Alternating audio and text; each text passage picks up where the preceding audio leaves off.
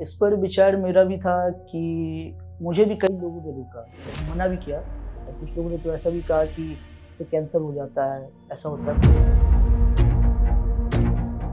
मैंने जहाँ तक रिसर्च किया गूगल से, यूट्यूब से, जितने भी ऑनलाइन प्लेटफ़ॉर्म है हर जगह से, तो और बहुत सारे मैंने डॉक्टर्स के रिव्यूज़ भी देखे यूट्यूब पर, तो मुझे कहीं से भी ऐसा लगा नहीं कि मैंने ये सोचा कि अगर कोई सर्जरी आई है और ये जो भी है ये हमारे हेल्थ डिपार्टमेंट से सब कुछ पास होकर आता है, तो अगर ऐसा होता तो ये कभी पास नहीं होता, हमारे जो भी हेल्थ गवर्नमेंट डिपार्टमेंट है वहाँ से कभी पास नहीं होता। जिस वजह से मुझे विश्वास था कि ऐसा कुछ होने वाला नहीं है।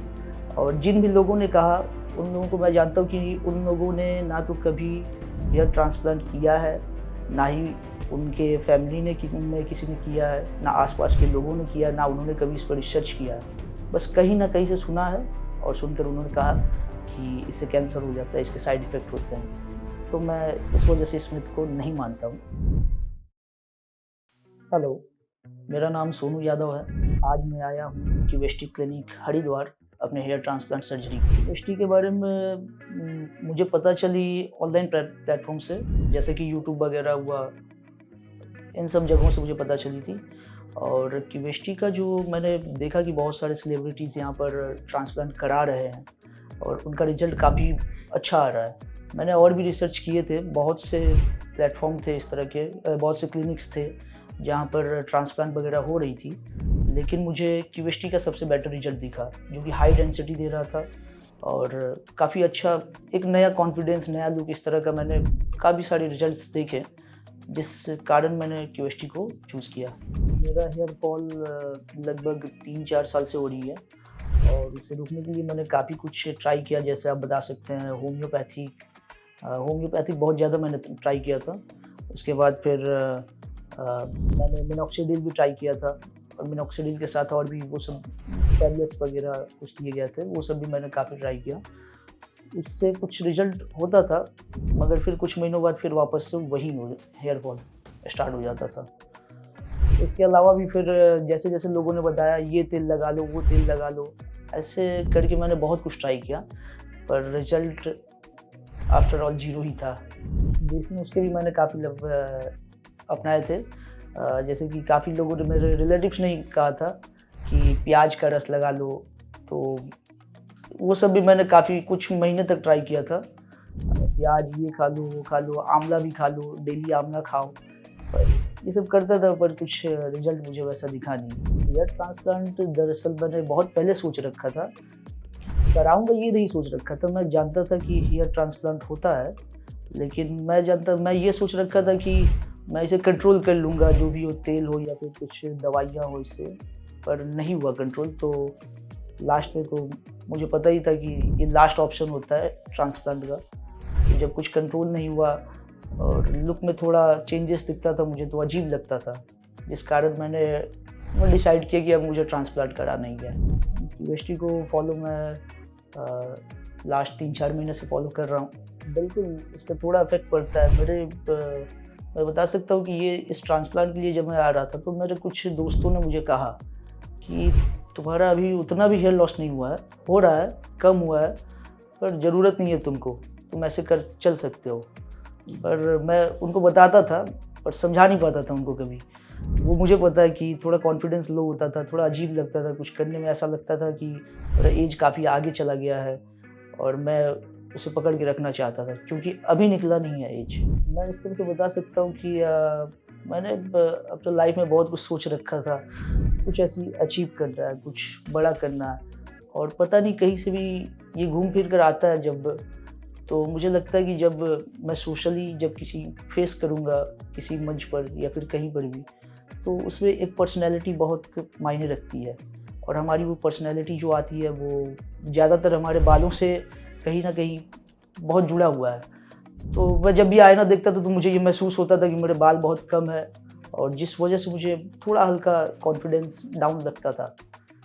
तो मुझे पता था कि अभी फ़िलहाल मेरा बाल बचे हुए हैं, मैं ऐसे गिरा के सेट कर लेता था। तो मुझे पता था कि अभी अगर मैंने इसका ट्रीटमेंट नहीं किया तो आगे जाकर ये और भी कम हो जाएँगे। और उस वक़्त मेरे लिए ज़्यादा प्रॉब्लम हो सकती है। कॉन्फिडेंस अभी से तो मुझे लो लग रहा था, उस समय और भी ज़्यादा डाउन था। जी हाँ, घरवालों को बता कर आया हूँ मैं हेयर ट्रांसप्लांट के लिए, और सच बताऊँ तो मम्मी को पता है और फैमिली में बहनों को पता है, पापा को नहीं पता है। उन लोगों ने बताया कि वो लोग ज़्यादातर मुझे जानते हैं कि मैं जो भी मैं डिसाइड करता हूँ वो सब कुछ देखकर और सही सोच समझ कर ही करता हूँ। तो उन लोगों ने कहा कि ठीक है, जैसी तुम्हारी इच्छा कर सकते हो। इस पर विचार मेरा भी था कि मुझे भी कई लोगों ने रोका और मना भी किया। मेरे कई दोस्तों ने कहा कि अरे तुम जानते नहीं हो, तो इस बारे में पहले जान लो फिर कुछ करना। ये सर्जरी जो है ये फ़ेल हो जाता है, इसका साइड इफ़ेक्ट आता है। कुछ लोगों ने तो ऐसा भी कहा कि इससे कैंसर हो जाता है, ऐसा होता है। पर मैंने जहाँ तक रिसर्च किया गूगल से, यूट्यूब से, जितने भी ऑनलाइन प्लेटफ़ॉर्म है हर जगह से, तो और बहुत सारे मैंने डॉक्टर्स के रिव्यूज़ भी देखे यूट्यूब पर, तो मुझे कहीं से भी ऐसा लगा नहीं कि मैंने ये सोचा कि अगर कोई सर्जरी आई है और ये जो भी है ये हमारे हेल्थ डिपार्टमेंट से सब कुछ पास होकर आता है, तो अगर ऐसा होता तो ये कभी पास नहीं होता। हमारे जो भी हेल्थ गवर्नमेंट डिपार्टमेंट है वहाँ से कभी तो पास नहीं होता, जिस वजह से मुझे विश्वास था कि ऐसा कुछ होने वाला नहीं है। और जिन भी लोगों ने कहा, उन लोगों को मैं जानता हूँ कि उन लोगों ने ना तो कभी हेयर ट्रांसप्लांट किया है, ना ही उनके फैमिली ने किसी ने किया है, ना आसपास के लोगों ने किया है, ना उन्होंने कभी इस पर रिसर्च किया है। बस कहीं ना कहीं से सुना है और सुनकर उन्होंने कहा कि इससे कैंसर हो जाता है, इसके साइड इफ़ेक्ट होते हैं। तो मैं इस वजह से इस मिथ को नहीं मानता हूँ। बाल वापस आ जाएँगे, जीवन में प्रभाव वही पड़ेगा कि फिर से कॉन्फिडेंस तो हमेशा है, मगर और भी मेरा हाई होगा, जो कि थोड़ा अभी कॉन्फिडेंस कभी डाउन नहीं होता, मगर एक कहीं से लगता है कि यहाँ बाल कम हो गए, तो जैसे मैं समय से आगे जैसे निकल गया, एज आगे निकल गए हो, और अभी बहुत काफ़ी यंग एज है, तो मुझे ऐसा लगता है कि अभी एज है मेरे पास, अभी समय है, बहुत कुछ करना है।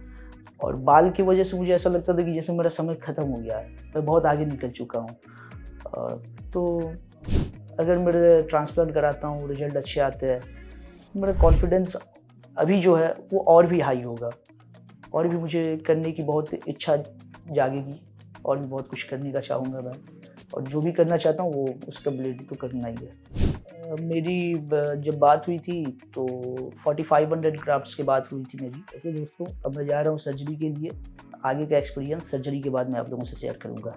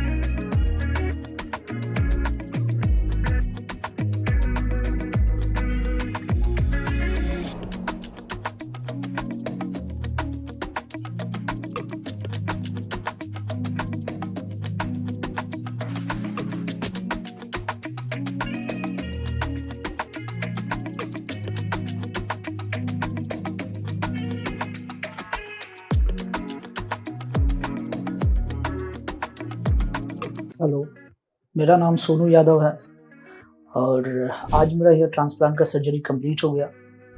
मुझे टोटल 4500 ग्राफ्ट्स लगे हैं, आप देख सकते हैं। और मेरी सर्जरी में, हेयर ट्रांसप्लांट सर्जरी में टोटल 11 से 12 घंटे का समय लगा, और डॉक्टर्स काफ़ी सपोर्टिव थे। हर चीज़ को वो एक्सप्लेन कर रहे थे, जो भी कर रहे थे कि अब आपको एनेस्थीसिया दी जा रही है, अब थोड़ा-सा हो सकता है हल्का आपको पेन होगा।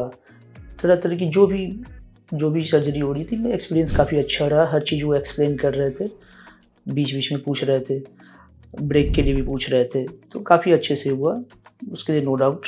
और रहा ओटी के एनवायरनमेंट के बारे में अगर कही जाए तो नॉर्मल था वो, बहुत ज़्यादा जैसे लगता है हॉस्पिटल्स में हम आ गए हैं, बड़े-बड़े डॉक्टर्स रहते, तो उस तरह का नहीं, नॉर्मल बिहेवियर था सभी स्टाफ का, डॉक्टर्स का। वो एक फ्रेंडली बिहेव कर रहे थे हर चीज़ के लिए, तो उसके लिए मेरा एक्सपीरियंस बहुत अच्छा रहा, किसी तरह का डाउट नहीं है उसके लिए। और अगर कही जाए बात पेन की, तो पेन के लिए कुछ-कुछ जगह पर थोड़ी हल्की पेन हो रही थी। तो वो ऐसी पेन आप कह सकते हैं कि जैसे अगर आप टैटू बनाते हैं तो थोड़ी जो पेन होती है उस टाइप की पेन हो रही थी। बहुत ज़्यादा पेन नहीं थी। तो उसके लिए पेन के लिए कोई बड़ा इश्यू नहीं है। असल में ओटी में जाने से पहले मैं नर्वस नहीं, मेरे ख्याल से मैं काफ़ी एक्साइटेड था कि आगे क्या होने वाला है, किस तरह से होगा। तो इस चीज़ को लेकर मैं एक्साइटेड था। वहाँ जाने के बाद बड़ा जैसे ही डॉक्टर्स आए, एनेस्थीसिया उन लोगों ने दिया, बताया कि अब आपको एनेस्थीसिया दी जा रही है, हल्की पेन होगी। तो वो हल्की जैसे इंजेक्शन लेते हैं या फिर कह सकते हो वही टैटू जिस तरह से हम लोग बनाते हैं वैसा ही पेन था हल्का। फिर उसके बाद नॉर्मल हो गया। मैं बता दूं कि मैं कल आया था यहाँ पर, कल 31 जनवरी को पहली बार क्लिनिक पर जब आया। तो क्लिनिक पर आने के बाद मेरी हेयर लाइन डिज़ाइन हुई, हेयर ट्रिमिंग हुई, हर चीज़ जो भी प्रोसेस था सब कुछ कंप्लीट होने के बाद, कल का प्रोसेस कंप्लीट होने के बाद मुझे वापस घर भेज दिया गया। स्लीटिंग भी हुई थी कल, हेयर लाइन ट्रिमिंग, उसके बाद स्लीटिंग बनाई गई थी जिसमें हेयर ग्राफ्ट्स लगेंगे। उसके लिए कल ही स्लीटिंग हो चुकी थी, जिसके बाद मुझे घर भेज दिया गया। वापस आज का डेट था, वापस मैं आज जब सुबह आया तो आते ही मुझे ओटी में ले जाया गया। पहले ब्रेकफास्ट दिया गया। ब्रेकफास्ट करने के बाद डॉक्टर्स आए, डॉक्टर्स की टीम आई, उन लोगों ने अपना काम स्टार्ट किया। तो एक्सपीरियंस जो है, मेरा एक्सपीरियंस बिल्कुल नॉर्मल था। किसी तरह की घबराहट वाली इसमें कोई बात नहीं थी। सब कुछ नॉर्मल रहा, सब कुछ मेरा एक्सपीरियंस कहा जाए तो सब कुछ नॉर्मल रहा। और लंबा प्रोसेस था, तो मैं अपना एक्सपीरियंस शेयर करना चाहूँगा कि मुझे बीच-बीच में नींद आ जा रही थी। जब डॉक्टर मुझे पूछ रहे थे कि सर आप सो तो नहीं गए लो, तब मेरी नींद टूट रही थी। लंबा प्रोसेस था जिस कारण से। और रहा अभी आप देख रहे हैं कि अभी मैं ओटी से निकल के आया हूँ, लगभग 5-10 मिनट हो रहे हैं, ज़्यादा समय नहीं हो रहा है। तो आप मुझे देख रहे हैं, मैं बिल्कुल नॉर्मल हूँ, किसी तरह की कोई पेन, किसी तरह की कोई हेल्थ रिलेटेड कोई इशू नहीं है। बिल्कुल नॉर्मल फील कर रहा हूँ मैं, किसी तरह की कोई घबराहट की कोई बात नहीं है, नो डाउट। और रही बात सर्जरी के बाद, अभी डॉक्टर मिले मुझे, तो डॉक्टर ने मुझे सर्जरी के बाद के सारे प्रिकॉशंस बता दिए हैं और किस तरह से मुझे आगे फॉलो करना है, किस तरह से अपना ख्याल रखना है बालों का, सर का, वो सारे प्रिकॉशंस दे दिए गए हैं। और इसके बाद कल मेरा डिस्चार्ज होगा यहाँ से। तो बाकी का प्रोसेस कल होने वाला है। कल मुझे सारी दवाइयाँ और जो मेंटेनेंस के लिए जो चीज़ें हैं, जो दवाइयाँ, वो सारी मुझे कल दे दी जाएंगी। उसके बाद मेरा डिस्चार्ज होगा और मैं यहाँ से वापस अपने घर जा सकता हूँ। इसके बाद डॉक्टर्स ने मुझे बताया कि यहाँ से जाने के बाद फिर अगले कुछ महीनों तक मेरे पीआरपी सेशन चलेंगे बालों में। तो इसके बाद फिर मुझे पीआरपी सेशंस के लिए वापस आना पड़ेगा। तो उस वक्त आने के बाद मेरे पीआरपी सेशंस का जो भी एक्सपीरियंस रहेगा मैं आगे आप लोगों से शेयर करूँगा। तब तक के लिए आप लोग वीडियो के साथ बने रहेगा।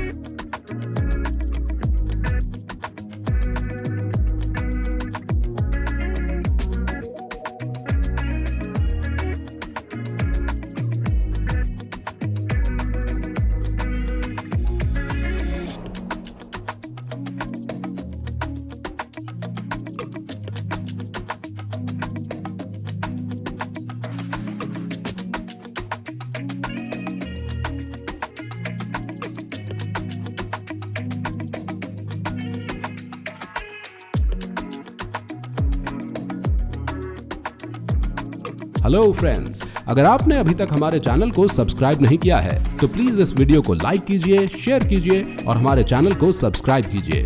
और ध्यान रहे बेल आइकन दबाना ना भूलें, जिससे हमारे हर वीडियो का अपडेट आपको समय समय पर मिलता रहेगा।